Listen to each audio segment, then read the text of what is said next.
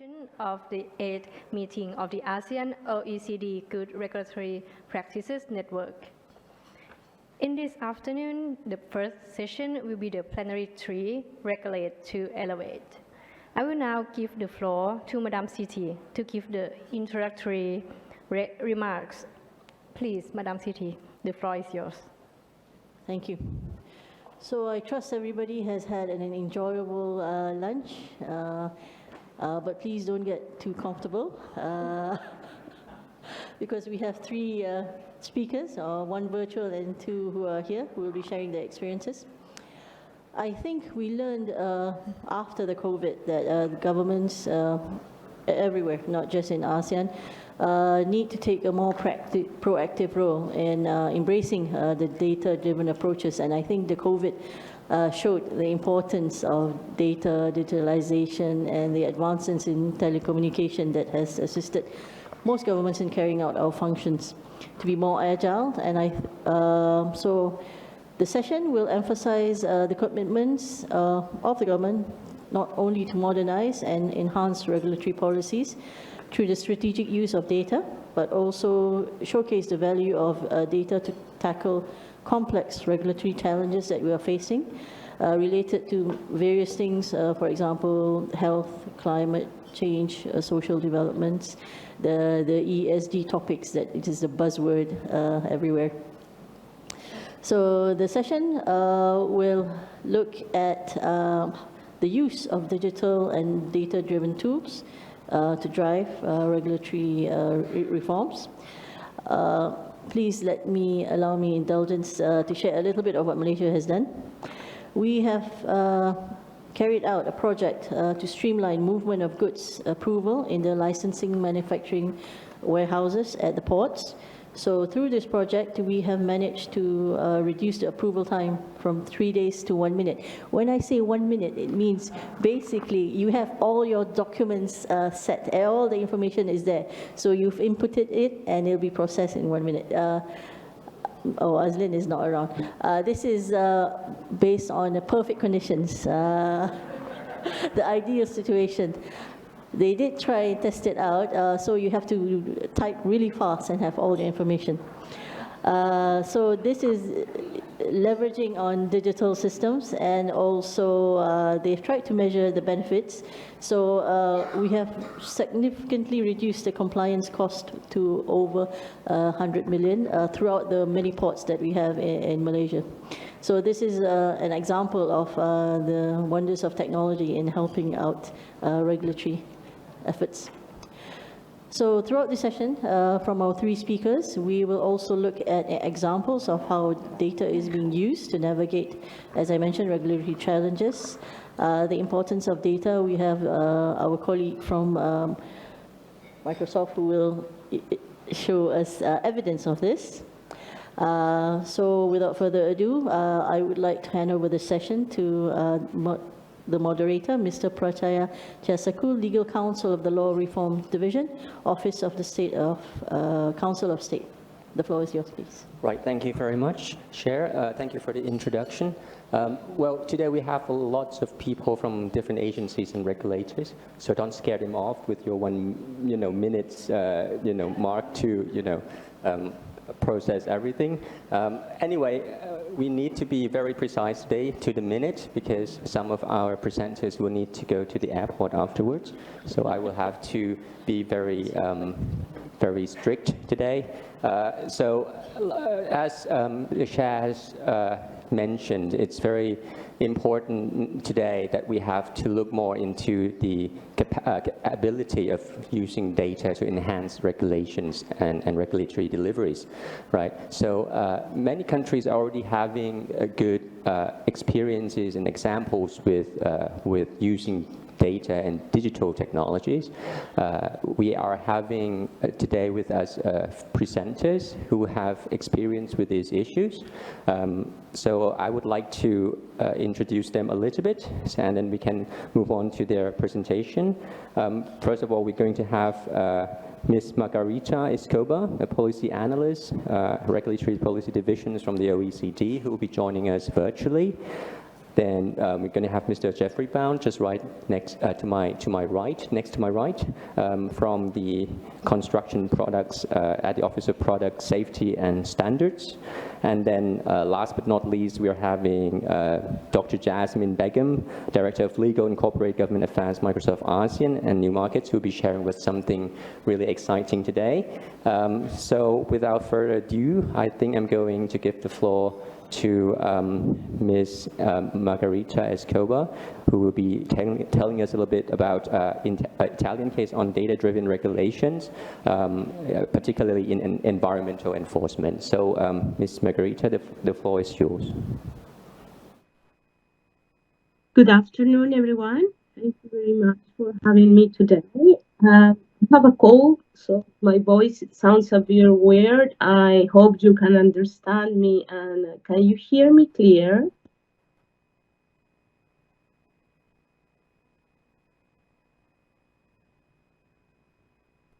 Okay, so thank you very much. I want to share with you some Italian cases on data-driven regulation. I would like, next slide please, to start by recalling the importance of the outcome-focused regulation. Normally, individuals are free to initiate activities, but whenever these activities pose risks or harms to the environment, licenses and requirements are established in order to address those risks.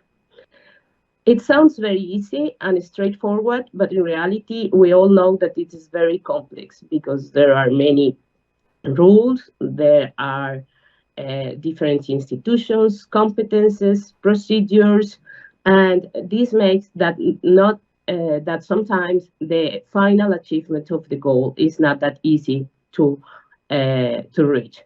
In this context, the data-driven approach support the regulation to reach this final goal of protecting the environment. I want to share with you a case of the autonomous province of Trento. I don't know if the slides are I'm in the third slide. I'm seeing just the first one. And someone, I don't know what, yes, this one. Thank you very much. So the autonomous province of Trento is located in the north of Italy. And for its geographical conditions, it is in the valley of the Dolomites, the chain mountains of the Italian Alps. Facilities and operators are very difficult to access. And this makes it difficult for the few inspectors that are based in Trento to spot and target many cases.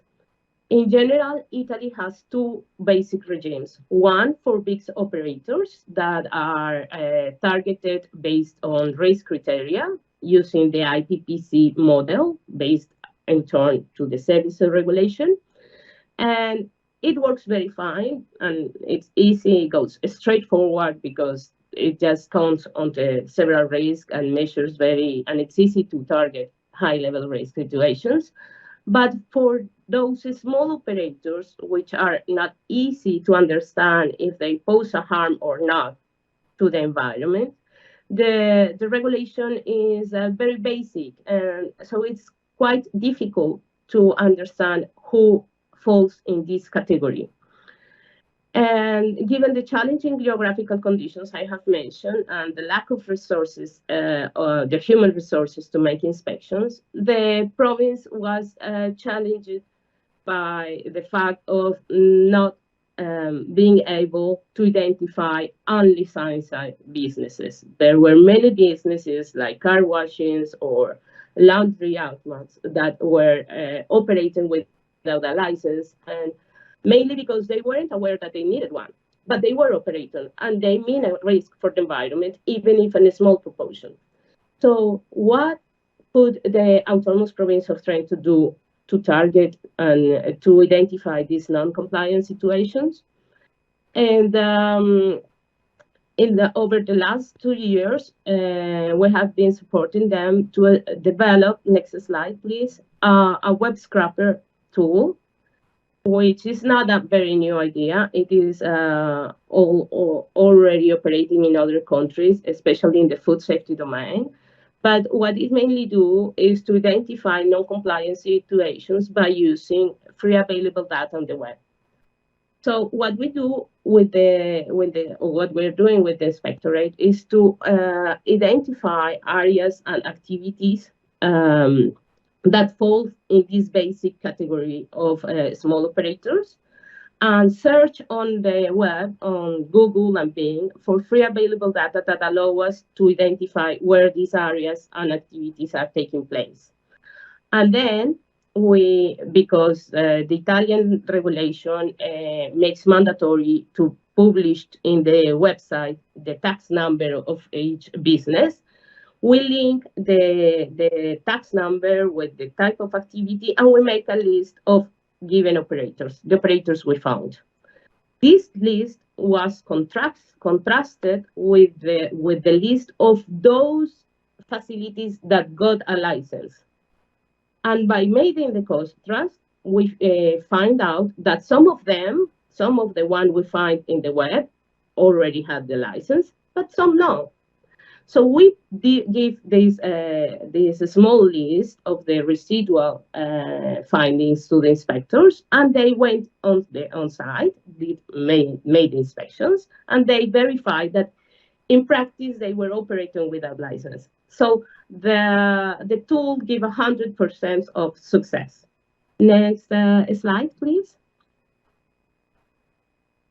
This means that the tool was useful for the inspectorate to detecting non-compliance situations, and in addition, it's being used as a compliance promoter, because once the business realize that they need a license, and an environmental license, even if they think that they are a small business, they start to comply spontaneously with the law. Of course, this increased enhancement of inspection efficiency, and I want to highlight this last advantage, which is the cost-benefit convenience, because many times digital tools and technology falls in big discussions surrounded by budget discussions, political discussions. This type of tools, like this web scraper, is isolated of these problems, because it's a homemade tool that is lies under the discretion of the manager, and it's objective, it's transparent, and it's therefore very efficient, because it doesn't depend on political and budgeted discussions. Next slide, please. I would like to share with you another case, also on data analysis to target inspections in another region. This one, a big one, the Lombardy region, which has very different features from the Autonomous Province of Trento. This one is the most industrialized region of Italy. So it accounts for the most of big operators are based there. So the problems they are facing relates to how to check them all. So in principle, they use the same IPPC system, since it is given by the European regulation. But of course, given the magnitude of the facilities presence in the territory, they need to enhance the efficiency of their performance. So they have a monitoring method based on self-check of pollutants, which implies the mandate for each operator to send samples of water that reveals the maintenance of the licensed conditions. This is given by a data system. It is presented yearly, and what the system receives is an amount of data related to the different components within the water sample. But the data, the amount of data is very big, it is different and it's very difficult to understand. So this case shows the problem of how to deal with big quantity of data and the need to enhance the quality of the data. The situation when we started to work with them was 1 year ago, was of 2,893 discharge points, corresponding to 1,164 operators. So whom to expect in these situations? You have many discharge points and the half of the operators. Whom to expect? Next slide, please. When we start to work on the data, the first thing was to review and define the data. And the region start by differentiating parameters regarding the sample. So regarding the data that was collected informed about many things. One thing was grouped in the sample. So some data should inform about the different components of the sample, the quantity of those components, if they fall or not in the threshold, under the threshold authorized by the license. Then we have another group of data that informs of different things related to the mission point. So we define the parameters related to the mission points, the localization, coordinates, geographical conditions of the water reservoir, and then, of course, a group of data related to the operator.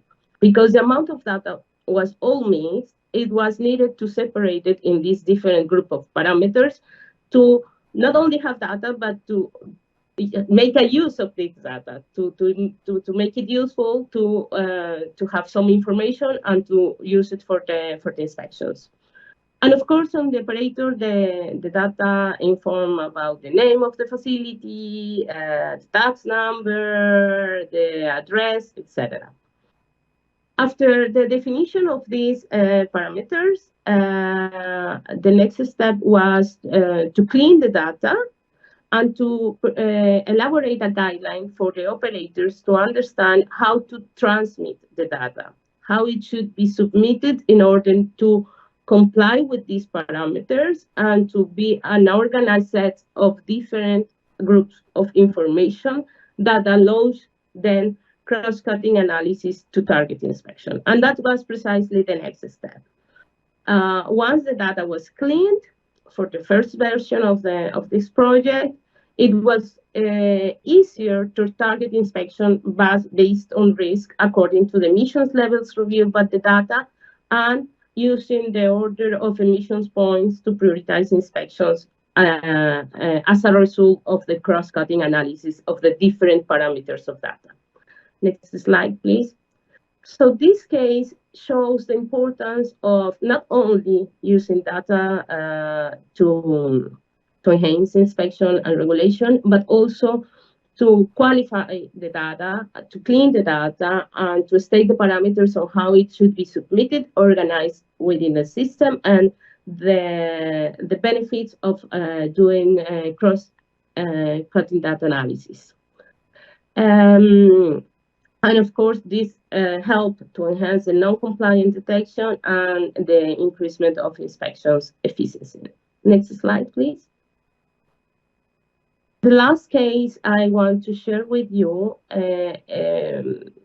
has to do more with IT systems rather than data analysis itself. It was built first in Campania region in the south, and now sharing also by the Friuli Venezia Giulia region in the north. Next slide, please. This system, it is called GISA system. It's a data system born for inspections. It gathers information about the facilities and operators. And given this, the information, characteristics and features, objective features of the operator, it is possible to set a risk profile of each operator, which is then fed by the fact that results from inspections are also uploaded in the system. and goes to feed and re-elaborate the risk or recalculate the risk profile of the operators. But it was working like that during before 2019, when the COVID pandemic break out. It was impossible for operators. If you can recall, Italy was one of the first countries to be struck by the COVID pandemic, and given the lockdown, it was not possible for inspectors to visit facilities. So what they did was to ask the operators to use the checklist that was used before by the inspectors to do a self-assessment. And using this existing checklist, they initiate to make their own assessment and their own inspection. And this led to a very nice result that it was easier for them to be aware of the risk by doing a self-assessment rather than when they are inspected. So after the COVID pandemic, the tool was mostly used to promote compliance rather than to make inspections, because it ends up to be an educational tool that helps facilities to reveal their own risk, to implement corrections to non-compliance situations, and of course to overcome that that situations. It started as a system in food safety, and that now it's being implemented in the environmental domain. We don't have final results because it's very new in the environmental domain. But as per the food safety field, it has proved to be successful, and it has increased the number of compliance. It has increased the compliance within the operators. These are the cases I wanted to share today with you. I won't be able to stay the session because I also need to catch a flight. But please feel free to send questions. I will be happy to answer. Thanks again, and good afternoon. Margarita. So we have heard a little bit about all the process that you have to go through from collecting data and cleaning the data so that it is useful for using it to develop some sort of regulatory delivery procedures, right? So you're building some sort of a heuristic, a new types of heuristic. Talking a bit about building, we are now going to Mr. Jeffrey Brown, an assistant director from, at the Office for Product Safety and Standards, about building a new national regulatory framework for construction. Mr. Jeffrey, the floor is yours. Well, thank you very much indeed, and good afternoon, everybody. So, the UK, as I think we know, is a great supporter of good regulatory practice. But sometimes events happen that demonstrate that the UK is still on its own regulatory journey and has a lot to do yet. And I want to tell you a story about that. Now, whoops. Oh. We will get there, don't worry. Okay. So, the story begins on the 14th of June, 2017. This is Grenfell Tower. It's a residential building in London, and that night it caught fire. 72 people were killed. The worst residential fire in the UK for decades. And one of the reasons that the fire spread so catastrophically was because of the construction products used, particularly the external system. Some of these products should never have been used on a high-rise building. They were tested in a way that was badly flawed, and they were sold and marketed in a way that was inaccurate and misleading. And in part, this was a failure of regulation. The construction product regulatory system in the UK was not fit for purpose. The regulations did not cover all products. There was too much opportunity for manufacturers and others in the supply chain to mislead people. The system was overcomplicated. And the regulations, what regulations there were not effectively enforced. Change was needed. Now, that change is underway. Better regulations are being developed, and a new national regulator for construction products, which will be inside OPSS, has been created. And our primary goal in this is, of course, to ensure public safety so that Grenfell never happens again. But we must also build regulations for a future to combat climate change. And this means developing a regulatory environment in which new, innovative green products can be brought to market quickly, those that support carbon reduction. But we have to be careful with this, because we all remember the example of asbestos, a fantastic construction product, a wonderful insulation material, but now we know that it killed tens of thousands of people. So we have to be really careful in bringing clean, green products to market safely. So, how do we do this? Well, we begin, you'll see a slide in a minute, there you go. We begin by looking at our regulatory delivery model. And this requires us, when we're building this new construction product regulator, to look at whether it has the right powers to achieve its objectives, whether it has the right structures. We need to look at accountability. Does it have the right relationship with key stakeholders? Are we accountable for delivering what we say we'll deliver? And does it have the right culture? Does the regulator have the right values? Are its officers competent? Is it well led? Now, we look at these overarching issues, all of which are important, but then we need to look at the regulatory practices and what we do. And this, for construction products, is where it gets very difficult. We need to prioritize based on risk. All good regulators do that. So we need to know which construction products pose the greatest risk so we can allocate our limited resources properly. We would like to know what the level of non-compliance is. We'd like to know if non-compliance was a product of business failure or system failure. We also need to look at intervention choices. What are the best interventions to achieve our objectives? Are they interventions at individual businesses, or are the interventions aimed at the industry system and how it works? And of course, we need to be able to measure our outcomes. How do we know we're achieving our objectives? Now, for construction products, this is hard, because to do these practices well, we need good evidence and we need good data. And this is a problem, because we have some evidence and we have some data, but we do not have enough.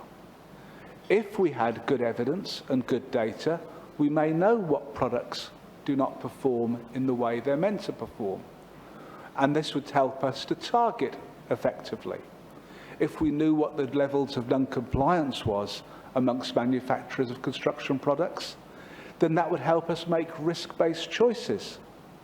And if we knew also what those levels of non-compliance were, it would give us a baseline for measuring outcomes. But we don't know any of that. So we need to build from the bottom up. And this is what we've been doing. We've put in place a data strategy to get what data there is out there. We're commissioning research to provide us with evidence and to give us that knowledge base that is just currently not available. We've engaged internationally with partners from Scandinavia right through to Australia, learning from their experiences what works. We are doing a huge amount of work on stakeholder engagement so that we understand better how the system operates and what we can do as a regulator to make it work even better. And crucially, we are taking enforcement action now. Now, the action we're taking now might not be based on the best evidence or the best data, but it is based on the evidence and the data that we've got. And as we do more work in this area, so we will get more evidence, more data, and we will be able to target more effectively. So, I said at the beginning that we're on a regulatory journey.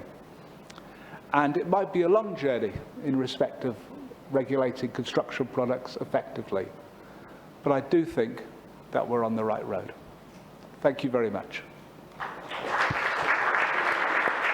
Thank you very much, Mr. Jeffrey. I think many of us can relate with the facts that in these questions we are dealing with the problems of not having enough data. Right? And we have to, starting with that point, how do we collect and to digitalize data that we have enough of them to have them to be useful, right? So your concept about data strategy should be something that we could share afterwards. It should be very helpful for many of us here today. So we talked about how we can use the data. Now, we need technologies for that. And then we have a speaker today who will talk about how we can use those technologies and how we should regulate the technologies, or shouldn't we regulate technologies. And I believe that she will be sharing with us with some exciting insights about what we're going to do next. Without further ado, I would give the floor to Dr. Jasmine Begum, the Director for Legal Corporate Government Affairs, Microsoft ASEAN and New Markets. The floor is yours.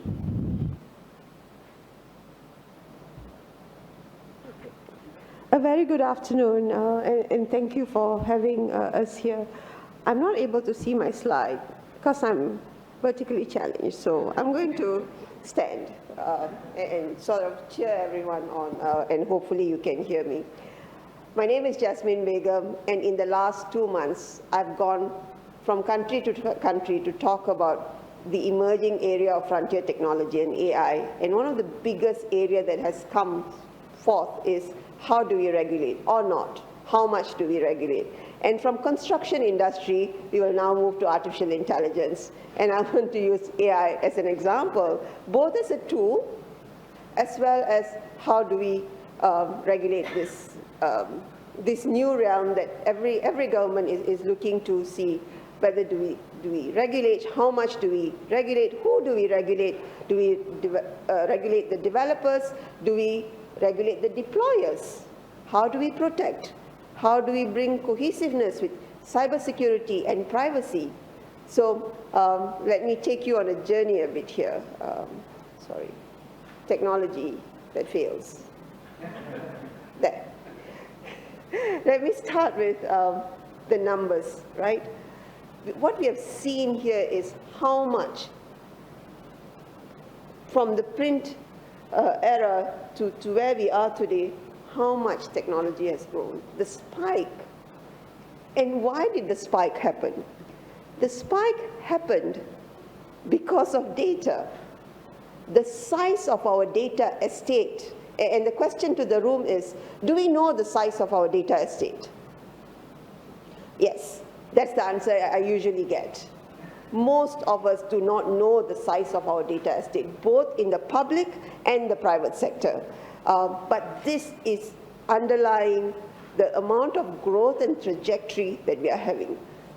The data estate and the data that we have that's driving change. And where we are now is, a lot of governments, and I know this because we talk to them, we are still talking about cross-border data flow. What need to be hosted on-site? What can be offshore? Data classification, procurement laws.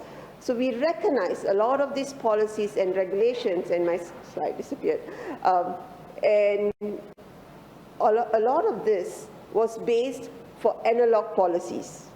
And now we are trying to shift them into digital policies, where the shift is not happening as we need it to be, because analog policies not necessarily is going to work for the digital world. So, trying to force fit some of these digital policies into the analog world has remained a challenge. Why do we regulate to elevate, right? What's that comparative differentiator? So these are numbers that we are seeing both by OECD as well as the World Bank. The differentiator is critical to note, may seem small, but in the collective nature of it, it is making a difference, and why we need to actually use data to drive this change. And the shift has to happen now. I spoke at DEFA last week during the kickoff of the trade negotiations for DEFA, and that's what I talked about. I talked about agility and appeal to the negotiators not to negotiate, but in fact facilitate. So this is why we need to regulate to elevate, because that's going to be a competitive differentiator. Let me share more numbers as we are talking about data. Sorry.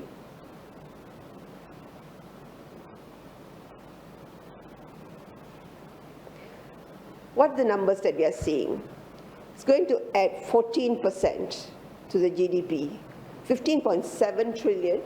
Global is going to add to the global numbers, but 1 trillion to Southeast Asia.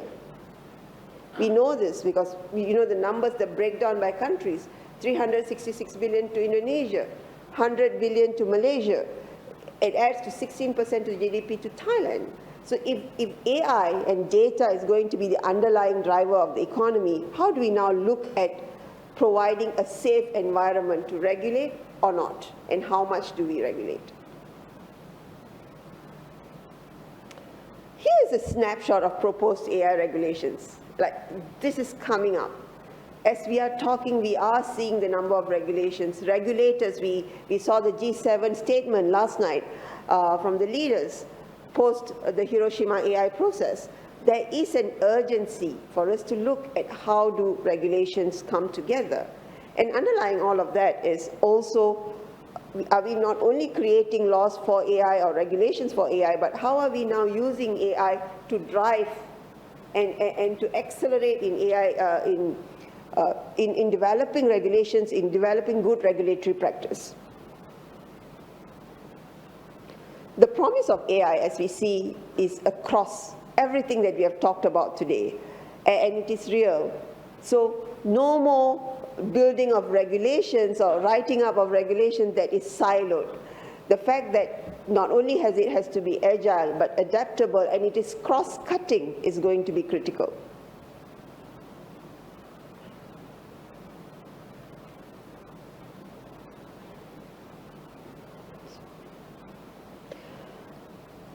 So as we think about good regulatory practice and how are some of these drivers, I think the 2 points I want to highlight here is that if we look at AI, it is not only about good regulatory practice, it's about responsible, and it is about being trusted.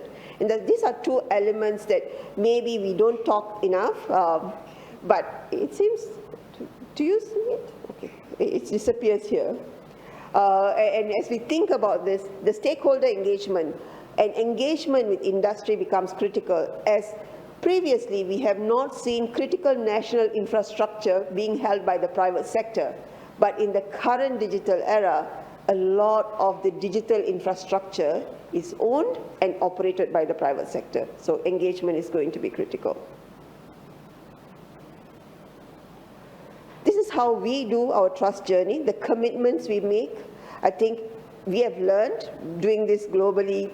How do we make commitment as far as copyright commitments are concerned? How do we ensure that the intersection between privacy and security is addressed? And these are questions that we have regulators asking us too. And if you look at, looking at AI, it's not just about the technology stack, but we do see a cross-cutting area for opportunity for there to be intersections.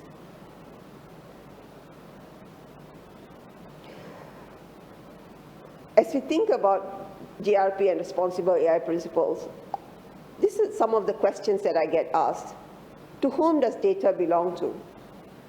How is it being accessed? How is it being used? So as a tool, while AI can be used to address hallucination, misinformation, but we also see AI being used for misinformation and disinformation, for hallucination. The bad actors continue to use the same tools used by the good guys. So how do we now address those? So these are areas that we look to address as well. And what does it mean to business? Why does GRP matter to businesses? Because as we look at businesses adopting and using technology and AI, these are numbers that we are seeing. So going back to what I started with, how it's making a difference to the economy, 1 trillion to the Southeast Asia economy, businesses are also growing at that speed. We have released a 5-point blueprint for governing AI. This is an example of us working with governments. We have seen this across Europe. We have seen it in Asia, how we are sharing some of our own commitments for our dialogues with the government. And in looking at not only AI, but also generally in digital regulatory environment and using tools, we look at 3 main areas: safety, security, and trustworthy. And these are questions regulators ask us. Gone are the days where regulators only regulate their direct regulatees, but the digital infrastructure providers do get regulated too. So it's critical as we think about these tools, the impact or the effect on those who get regulated and the ecosystem needs to be considered. Harnessing the power and potential of generative AI, and one call out here is the stakeholder engagement. The industry engagement is going to be critical, and how this dialogue has to be ongoing. And policies cannot be made for one period. Agility is going to be critical. It has to be future-proofed. And that's why the use of data is going to be critical. So I'm going to wrap up. We need to move from from good regulatory practice to trusted responsible regulatory practice that is people-centric. And people are going to be at the center of policy making, because the biggest opportunity that we have is how do we skill up people for the era of AI. And I leave you with this, the statement from Secretary General Guterres that if we want to leapfrog, we are seeing opportunity in AI, but we also want to ensure we have all of the guardrails in place. Thank you very much. Thank you very much, Dr. Jasmine. Well, you have this one keyword that's it exemplifies everything we are doing here today, which is the word trust, right? So we can actually summarize pretty much what we're trying to do here with good regulatory practice. But also with the need to regulate AI, you also summarize or emphasize a need to change in the way how we understand regulations. It's not only just how or what we should regulate, but it's also the fundamental questions of the way how we regulate. Because up until now, law still put a very high emphasis on human agency, right? But when we're talking about AI, we are talking about what the machine's starting to make decisions for us. And that's true for example, for the first presenter. We are talking about risk assessments using data and machine learnings and AIs. So the question of whether do we still need human agency in those decisions, which is still a fundamental part of the law, it's going to be something that we have to deal with next, right? So I think this session is very interesting. It touched a lot of things that we talked today in the morning session. So first, I'd like to open to the floor to if you have questions, you can ask our presenters today, and then afterwards we can summarize the session. Any questions? Yes, please, Daniel. Thank you very much, and many thanks to all of you for really interesting presentations. There is a risk that if you mention electric vehicles in a presentation, all the questions will be about electric vehicles. The same goes to AI. So whenever you mention AI, there are questions only about AI, and I'm going to have a comment and a question on artificial intelligence, actually. But thanks for your very interesting presentation on that. The comment, one thing you didn't mention enough from my perspective in your presentation is the potential of AI for public governance, actually for regulating in a way. Because you can use artificial intelligence for analyzing impacts. You can use artificial intelligence for stakeholder engagement, obviously, for analyzing comments that you receive from many stakeholders and come up with a summary, which is very important in countries where you receive thousands and thousands of comments from regulated subjects. But the potential is huge for reducing regulatory burden. Some countries are already experimenting with using the AI for trying to measure the amount of regulatory burdens and try to reduce them. So the potential there is huge. But I'm going to ask you a question that I asked during the panel of the Regulatory Policy Committee when we talked about stakeholder engagement. Many people talk also in the OECD about regulating AI, whether and to what extent it should be regulated, and you mentioned that in your presentation. And many people also say that, as you said, people should be put in the center of this regulation-making process, and that stakeholders, citizens, ordinary people should be involved in those processes. Critiques, on the other hand, say, well, 99% of the people do not have any idea how AI works. It's complicated for technological nerds. It's even more complicated, if not beyond understanding, for common people, if you will. So my question is, to what extent do you think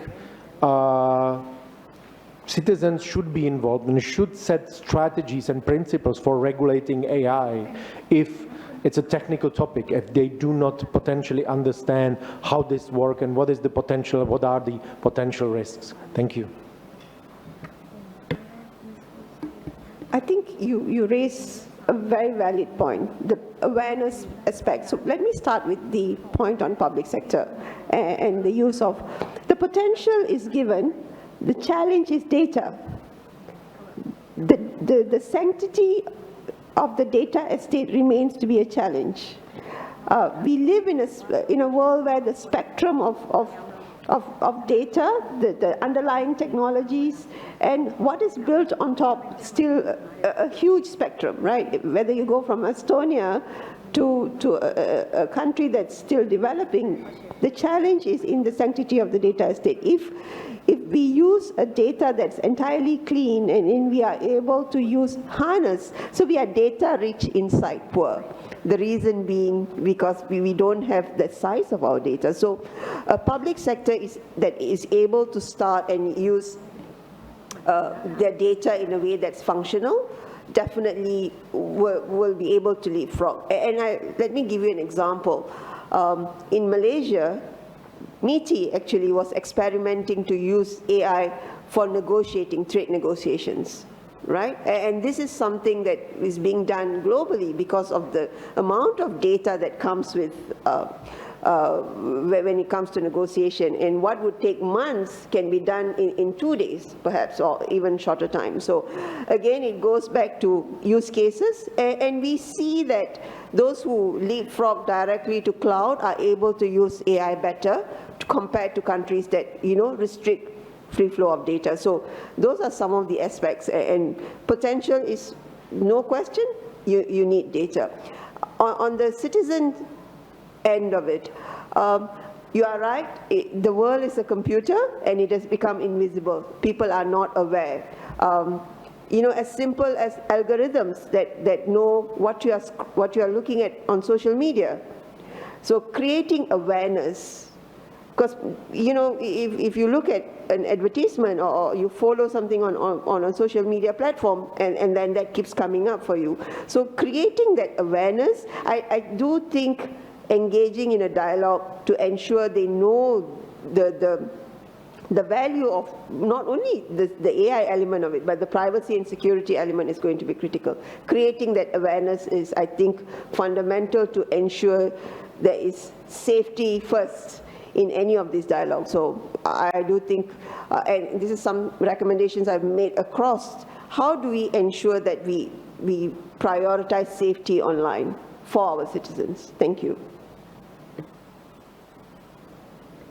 Other questions, or any presenters in the panel want to add to that questions?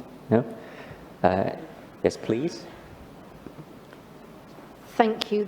I can't quite form this as a question yet, so it will come out probably as a comment. From previous sessions today, I was thinking about the change of expectation, actually, of those involved in delivery and enforcement, where we're moving from paper-based systems to risk-based systems, to systems that may be informed by AI, throwing up targets for them. And I started as an engineer, and I reflected on the change from a car where I could fix every part of it to a car with a computer control system where I now have to take it to the garage. And I'm just thinking of that combined gaining much more insight, but also loss of control to some extent and understanding. And I think there's something about how we understand the judgment and competence for the delivery and inspection sides of these regulatory changes as well. I'm just interested in thoughts.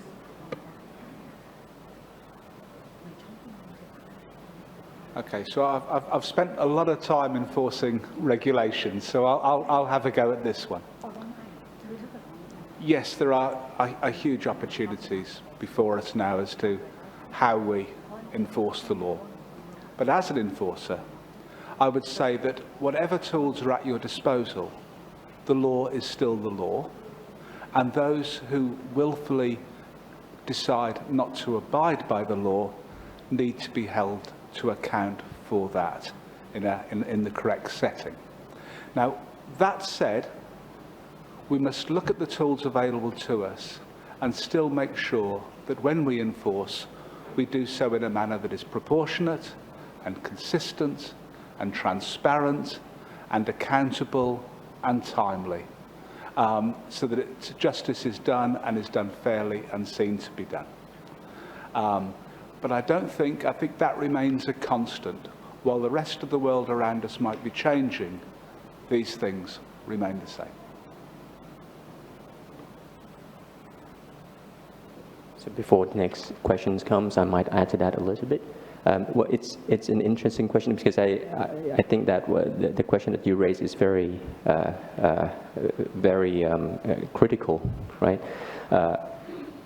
Do we need to understand how AI actually works before we use it in regulatory delivery, right? So if we want the system to decide for us who we want to inspect, for example, or where we want to go because we have limited resource, do we need to really understand how they work and how they decide before we let them decide? Because otherwise, how do we answer that very exact question whether that decision is transparent and whether that decision is accountable? And that's the main point here, because you start to have the disconnection between decision making and the human who's making that decision, right?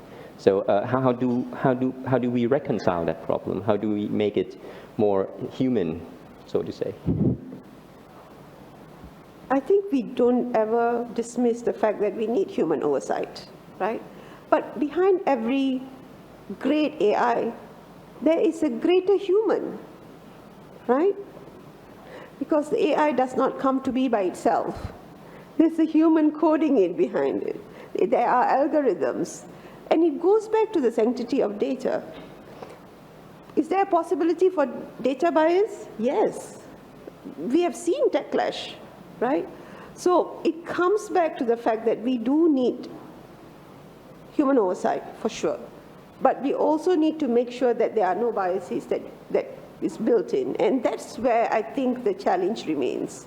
How do we ensure that, those guardrails are put in place and to ensure that that the data that goes in and the algorithm that's created, it is created or it is put together because there's a human intervention too. So we need to balance between avoiding a tech clash, but also ensuring that there is no bias. So if anyone have questions, then please raise your hands but in the meantime, I might continue a little bit because I think this is a very interesting topic. We have, you're saying that we need human oversight, right? And then I think Daniel has pointed out really well that we have now the questions of who should have that oversight.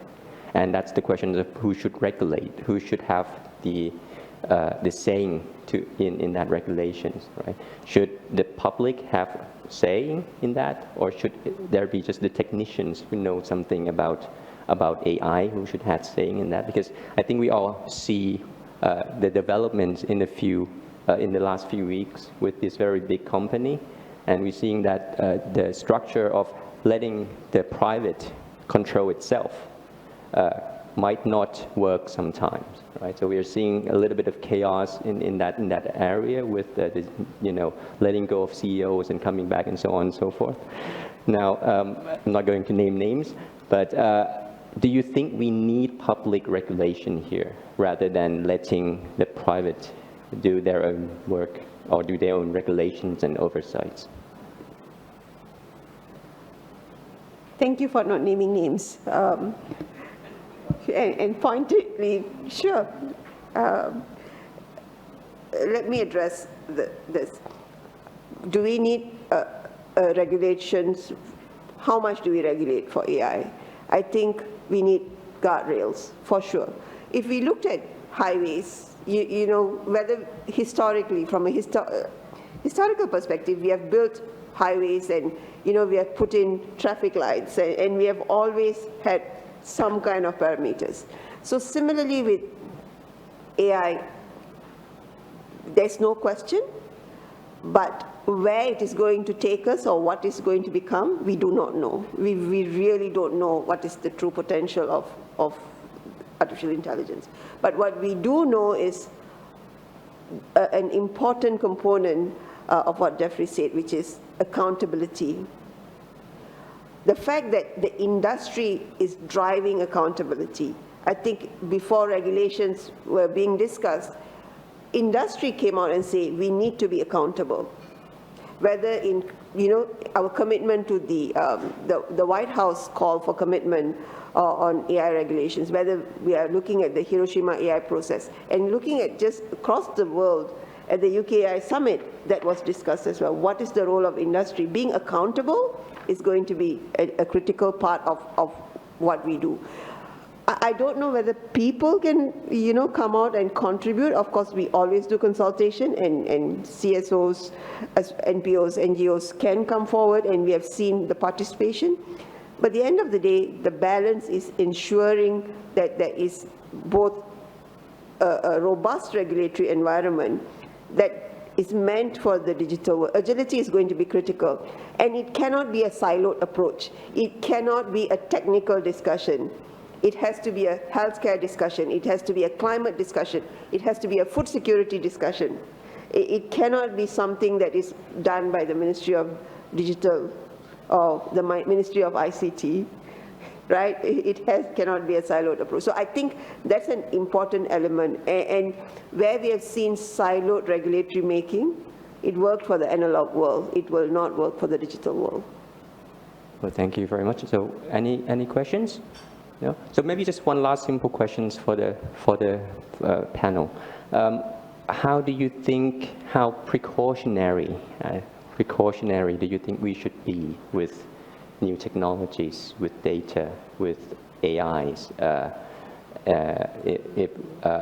if we want to foster more innovation and more agility at the same time? Do you have some kind of formula or some kind of, you know, keywords that we should take away with today? This is for all of you. Okay, that's a tricky one. Should we take a precautionary approach? Well, the challenge for regulation is always to make sure that people and services and the environment is protected, but that innovation is not stifled. So I think we should be this is a personal view, but I think we should be precautionary where there are significant risks to people or to the environment.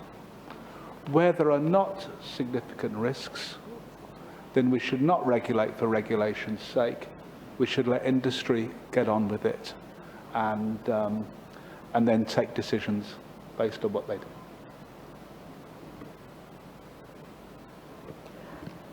Two points. I totally agree that we need to be, should there be precautionary? Yes. But I think we can be precautionarily optimistic, right? The reason being the availability of technology has become pervasive. There is awareness, but I think what is critical is that we need to democratize that. If you look at GovTech, nobody was talking about GovTech for citizen services, but today we see across the world GovTech agencies are coming up because these frontier technologies are being used to deliver citizen services, right? And how do we now ensure that it is harnessed for the best of the outcome that we want for our people? And that's where I'm optimistic. The other area that we need to address is how do we ensure the capacity building for policymakers to ensure that they can make the right decisions. I think capacity building for the civil service, for the policymakers to ensure that they are able to have this agility and to ensure that it's no more siloed policymaking. And how do we ensure that our citizens, our people, the upskilling, cross-skilling, reskilling becomes central in the era of AI to ensure that they are competitive and that a lot of digital investments are dependent on people, and it's critical that people are skilled up. So that would be my last words. Thank you very much. So I just dropped the bomb there, the last questions. Thank you very much. It's been a very interesting session. So Madam Siti, I hand over back to you. Okay. So how do I summarize this? Okay, so thank you very much, firstly, to our speakers on sharing their experiences. I think the way to summarize it is regulatory practice is no longer something simple. It's humongously complex. There's so many factors to take into consideration, not only the people aspect in building up regulators, the capacity for them to know everything under the sun, basically, to convey this to the public, to show that, to enable the public also to participate, to take into consideration the developments in technology, the importance of data, which is always a problem, to enforce it, to make sure that the public good and the protection for the public is always there. So there are numerous considerations, myriads of aspects that we need to consider.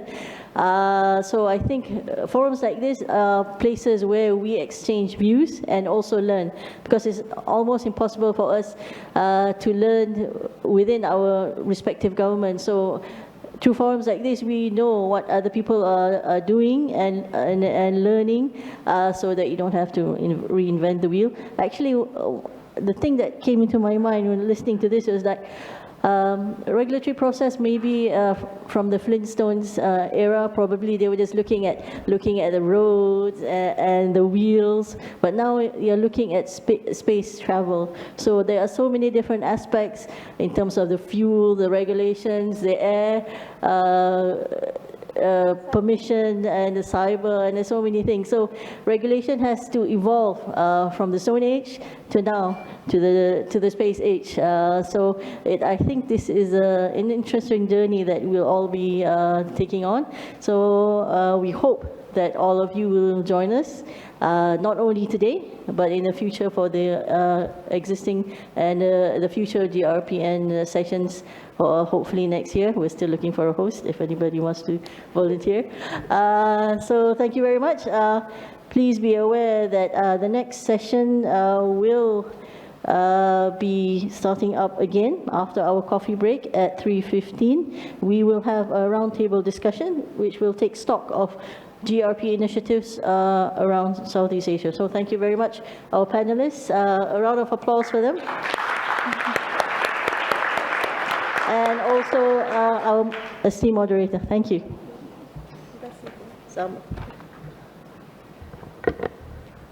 Thank you very much. So I would like to invite everyone for the 15 minutes of coffee break. And I would like to inform you that to return your headset, the returning point is at the reception area. Thank you.